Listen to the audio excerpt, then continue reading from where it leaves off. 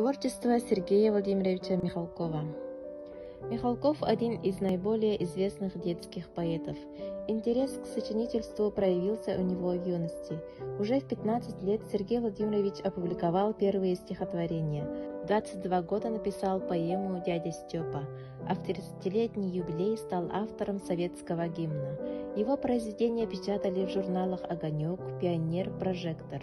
Творчество Сергея Владимировича Михалкова отличается точностью и живостью языка, актуальностью тем сохранением традиций русской литературы XIX века.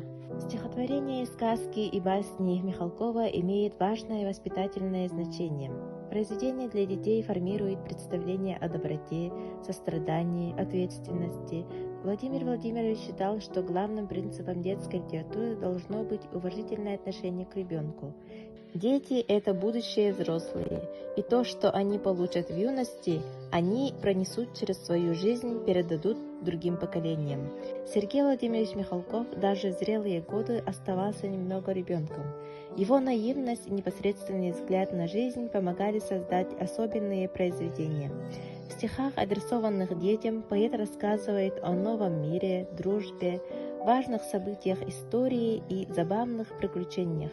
Такие тексты развивают воображение, учат доброте, дают надежду на светлое будущее. Книги Сергея Михалкова. Дядя Степа. Праздник непослушания. А что у вас? Сон присаживает к мозу. Мой щенок, как медведь, трубку нашел.